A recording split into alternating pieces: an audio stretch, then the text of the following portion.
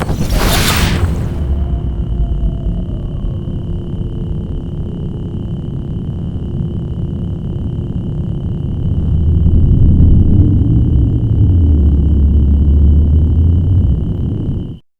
you're watching Cosmic VFX, and today I'm going to show you how to create this portal effect.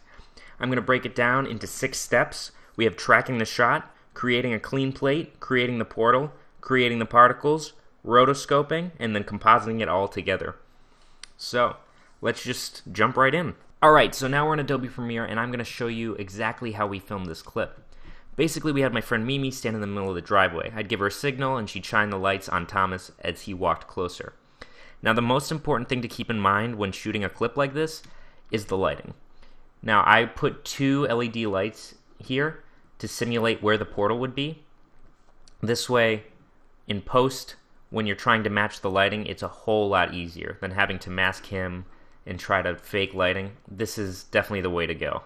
And also, you get some nice flares out of it, depending on what lens you have. Alright, so now we're going to go into the first step, which is tracking the shot. So, I'm going to show you how to track this with the help of a program called Buju. Now, Buju is a 3D motion tracking software. You can use After Effects built-in 3D motion tracker. It's just sometimes it doesn't work and it'll say unable to solve camera.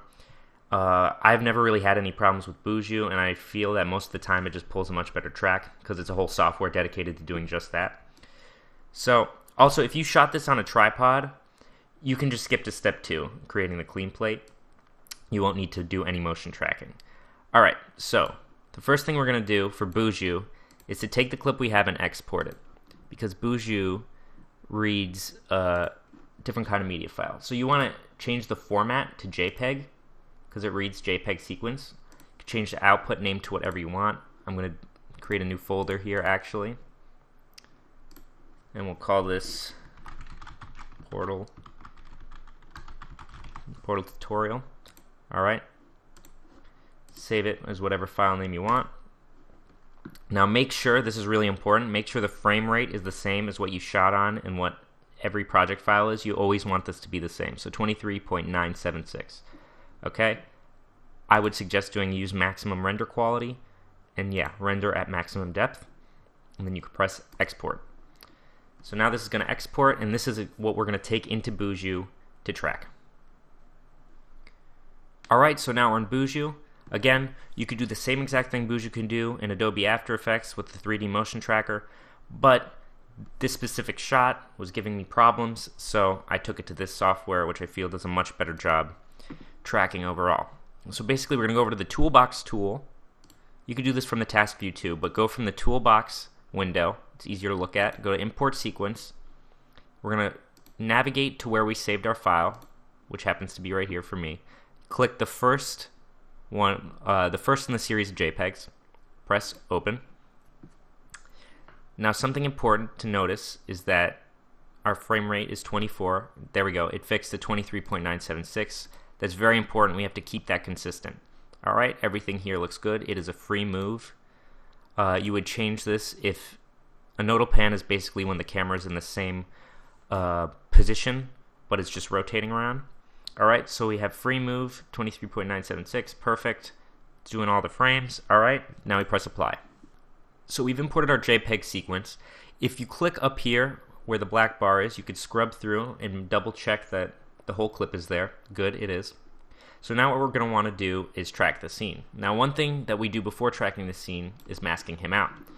We're going to mask him out because he's moving and we don't want the camera to think that he's part of the environment.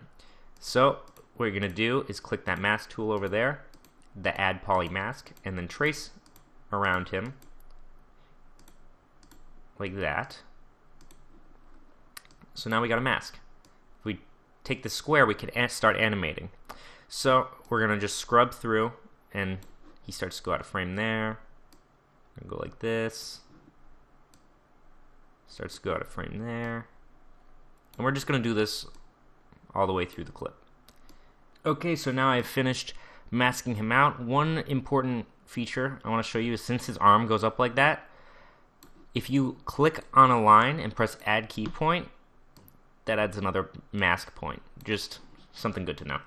Alright, So now that I've completely masked him out of the scene, it is time to track the shot. So go to the beginning of the shot, and you're going to press this button over here that says Track Features. So Sequence 1, Selected Range. You go into Advanced. Everything here looks good. Alright, we're going to press Start, and we're going to see it starts tracking. The track is now finished, and we can see that the red dots are sticking pretty well to the scene. If the yellow lines are getting in the way, you could go over to this section over here where it says Tracks, select it, and then press Show Features Only. And now when we scrubbed through, it's only the red points. So from here, we need to do a camera solve. Basically, the camera solve is going to create a 3D camera that's going to orbit through space. Alright, so now we go back to the beginning, press Camera Solve, all frames. Alright, then press Start, and then we're going to play the same waiting game and wait for that to finish loading. The camera solve is done, and it looks like it did a pretty good job of tracking all the points in the scene. So the next thing we can do now is go over to the 3D view, and we could see exactly what's going on here. So we could see where the camera is orbiting around. That is the camera move that I did in real life. If you hold down Shift and left click, you could orbit around the scene. Right here we could see where Mimi was standing. That's exactly where she was. So that's how you could tell we got a good track. Alright, so one thing we want to do real quick is line this up with the scene geometry. So let's get like a ground level view over here. We're going to press this right here, which edits the coordinate system of the world. Press the translate key up here, and we're going to go up and try to make that level with the ground. Okay. Alright, that seems about level. Now we just want to make sure the rotation is also leveled with the ground. So once we're done rotating and making everything level with the ground plane, we could go back to the 2D view, do one last check. Yep, everything looks great. Another thing you could do is put in a test object to see if what you tracked sticks. So basically, we could go over to Task View, and then we have over here Test Object. So you see it pop up in the scene. Yeah. Close. Now we could move it about with these tools over here. So even just throwing it in there, we could see that it does stick. So that's pretty cool. Alright. So now you can just go to the test object, right click and delete. That'll get rid of it. So now we're good to export. So we are pretty much ready to export the tracking data. There's just one more step we need to do, and that is we're going to go in and select certain points, which are going to be the points that turn into null objects in After Effects. So we'll select some on the ground plane. I'll select some on the tree. I like to go by twos. I'll select some on her chest. I'll select some in the background. And just for good measure, I'll select some on the tree. So now we have all those points saved.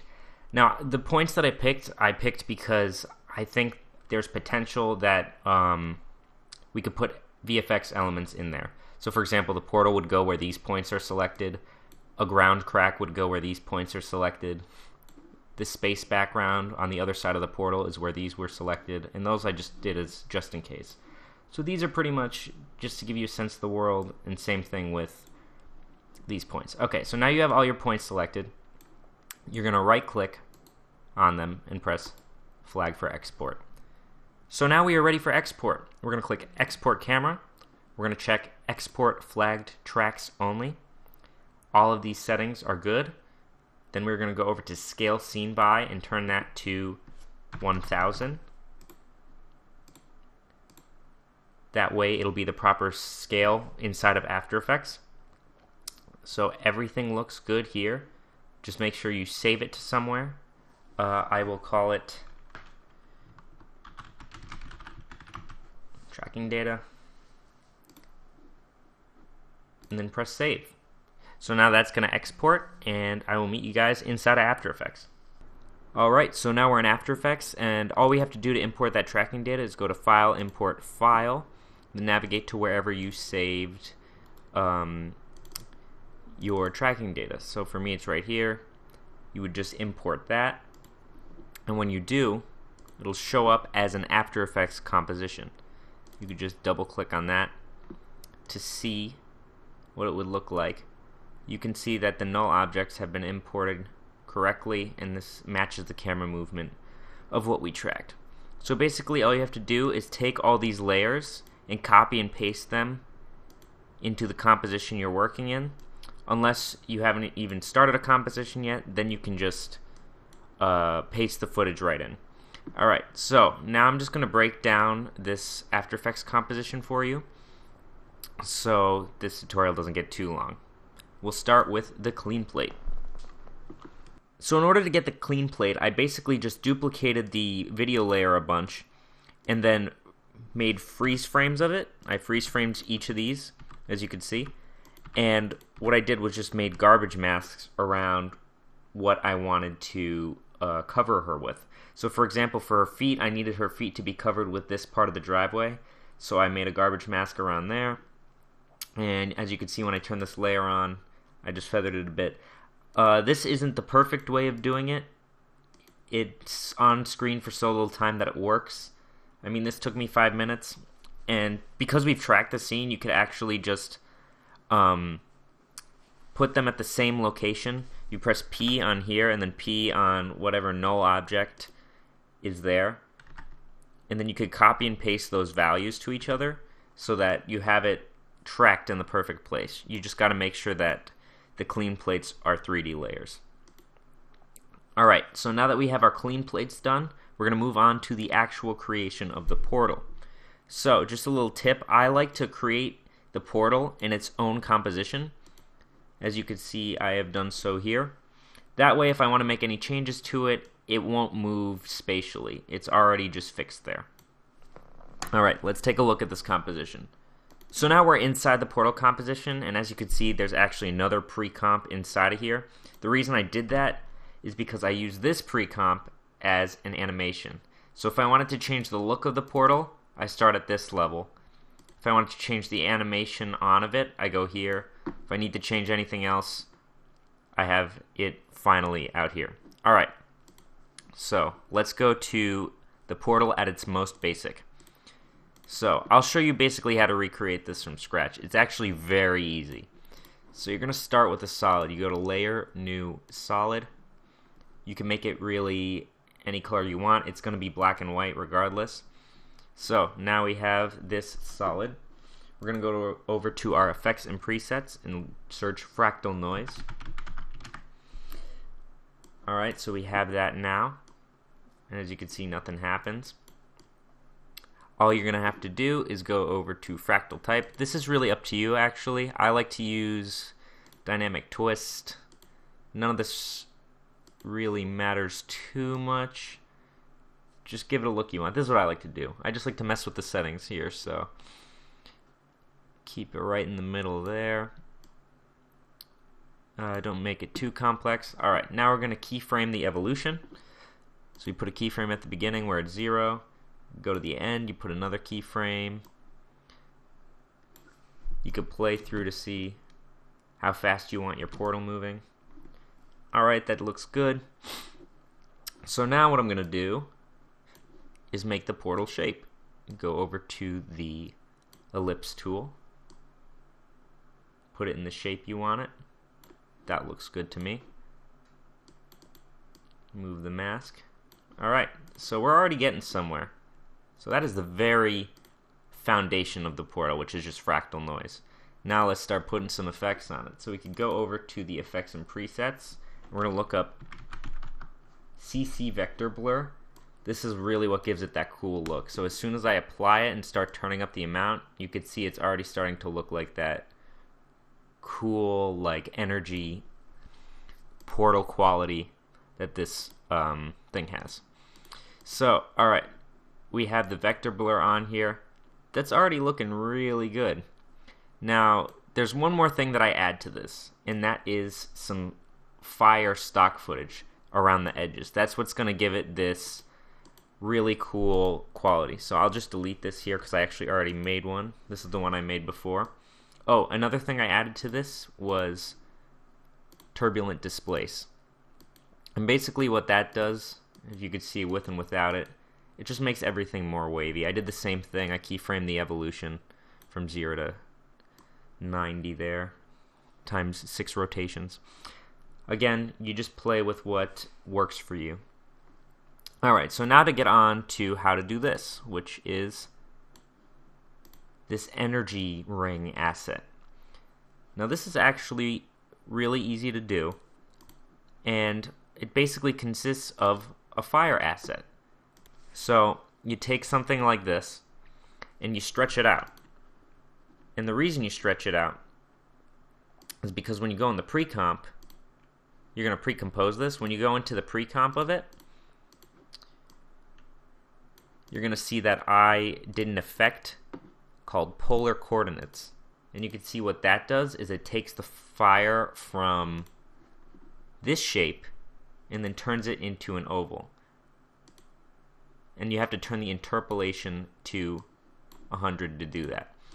So you make sure you're doing from rect to polar, because if you do polar to rect, it'll look like that. Rect to polar, turn the interpolation up to 100%. And so you start getting this really cool shape. So now I'm almost there. And what I'm going to need to do is duplicate that. So I cover up those edges, those harsh edges. So now that's looking pretty good. And you literally just overlay that with what we made earlier. And you have this. And one final thing I did here is I tinted everything black and white because I know I wanted to color it later. So on the fire, you could see I put just a tint effect and then curves. I made it a little brighter. You could see the difference there. That's just so it glows more. So now when we go back into our comp with the portal, you could see I could change this color really, really easily. If I wanted to change this to blue, I'm using Video Copilot's Color Vibrance plugin, and basically you could just choose a color and it changes to it. Really easy. Can't suggest it enough. So now you can see we got our portal. I'll show you how I did the animation on real quick. That's also very easy to do. So basically, I just took a couple of keyframes. So the first thing I did was I added the twirl effect. All this does is exactly what it says. It just twirls the clip. I just keyframed one value from 274 degrees all the way to 0, I believe. Yep. And then I added some turbulent displace so it would, you can see my settings here. I did the same exact thing just so it would shake a little bit when it's opening to give it a more like plasma feel. And that's really it. Make sure you throw on motion blur, and then that's that. That's how you animate the portal on. So one last thing I add to this portal that really helps sell the effect is a plugin called Video Copilot Saber. It's called Saber. It's by Video Copilot. Yeah, you've probably used it. This really helps tie everything together. And all I had to do for that was duplicate everything about the portal and then paste it here. So it's following the mask here. If we go into the portal settings, I meant the Saber settings, you could see that you could customize it pretty easily. Choose whatever you want. There's a bunch of presets. I chose Patronus and I changed the color to this orange to match everything. And then again, I added this hue and saturation effect afterwards to convert it to log footage. So when I did the color correction later, everything would match. Basically, if you want to take a look here, I didn't change the core at all. I didn't change flicker, distortion, no. I didn't really change anything here. I was happy with the standard template. So that's just something else I added in to make everything look more epic. So now we'll go into rotoscoping, which is a very lengthy process, but it's something you got to do because he passes in front of the portal. If your character doesn't pass in front of the portal, you could skip this step. But I'm going to show you a quick tip on how to rotoscope that'll hopefully speed up your time tracing out this character. So here's my rotoscoping layer. If I turn this on, you can see that he is now in front of the portal. And I'm going to walk you through how I did this. So basically, I duplicated the bottom layer here, pasted it up here, and I only trimmed it to the frames I absolutely knew he would be in front of the portal for, because I don't want to have to rotoscope any more than I had to. Some people like to use the roto brush up here, and that's definitely an option, but I have never gotten a good result from it.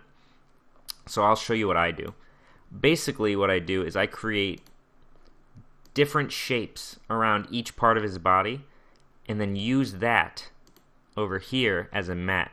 So you could see that I took the matte from Null 2 Comp 1, and then I'm using that. If I minimize this, I'm using that to cut. See, if I solo this actually, you'll see that it's cutting him out. So this is exactly what that is.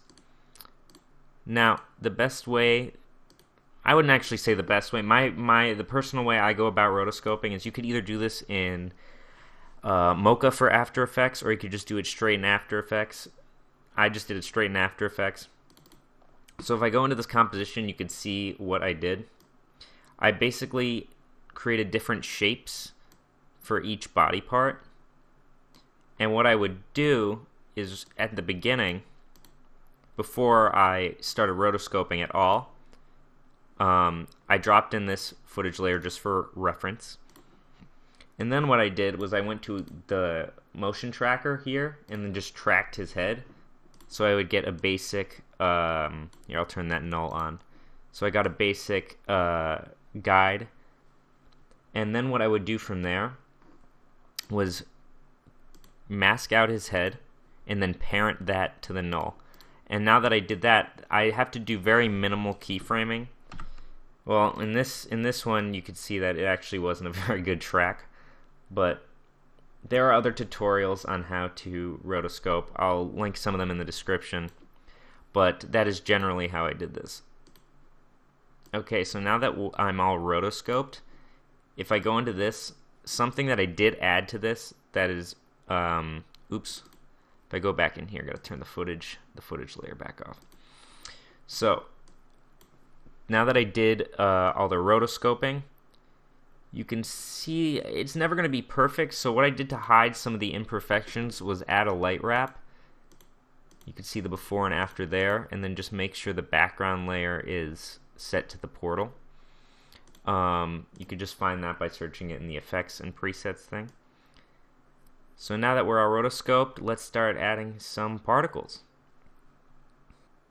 So all I did for the particles was add a trapcode particular effect, as you can see here. And since we're 3D motion track, they stay perfectly in space. I'll take you through some of my settings right now. This is really all just up to you, again, trial and error. But if you go through my keyframes here, you'll see that I just started the particles a second at a pretty high number, 2000, and the velocity a pretty high number. And then what I did was change the particles a second to 0 here so that they would stop emitting. And then what I did was I did like a cool little, I created an easy ease keyframe so that time would slow down. And now the physics, if you look into this, it's going 0.04004. So the particles are just slightly moving, like they're suspended in time. Here are my settings for this in case you are interested, but basically I just played around until I got something that looked good. I'm trying to think if there's anything prominent. Kept the life to 3 seconds, sphere, size. Yeah, this is all going to depend on what your footage is. For physics, that's where you access the physics time factor button, and then rendering. Everything here looks pretty good. I mean, just make sure you add motion blur, because that's what you get here.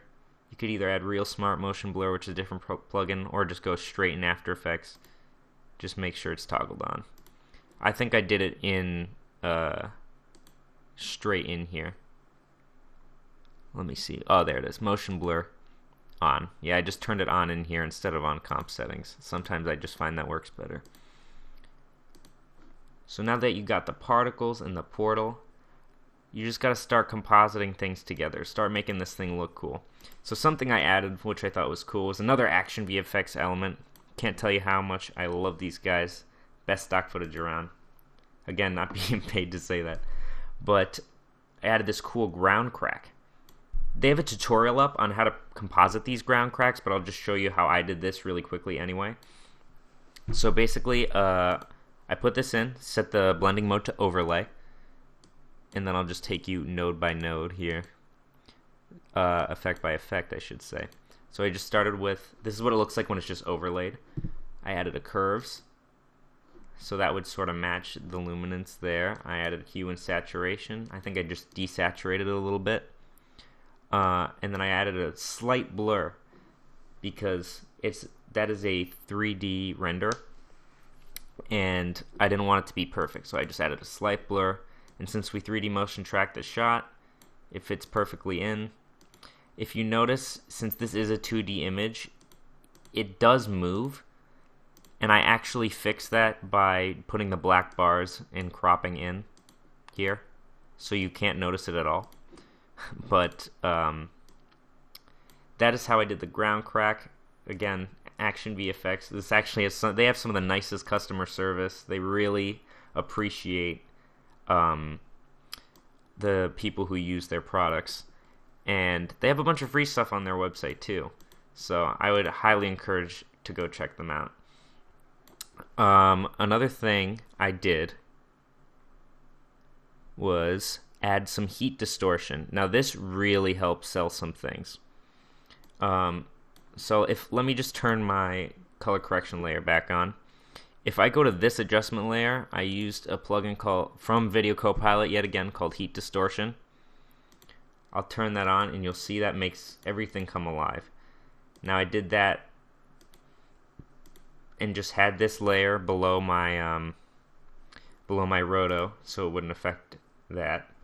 And this really gives it heat and makes everything feel alive. And I love that.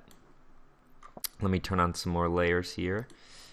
The next thing I did, which is cool, is I made the space background. So I'll show you that really fast. So if we go over, I just want to make sure something real quick. So if we go over here, we see that it transforms into space. I also did that to hide the fact that there is a girl standing here, so I wouldn't have to make clean plates. That would have been a nightmare. So I also have this element layer where I just scattered some boulders. If you go into here, you could see it, and then I color corrected a little bit, added a blur. If you go into my scene setup, I think it's just going to be a rock. I just put one rock, in the middle, and then duplicated a bunch. And if you go into my keyframes, you could just see I animated various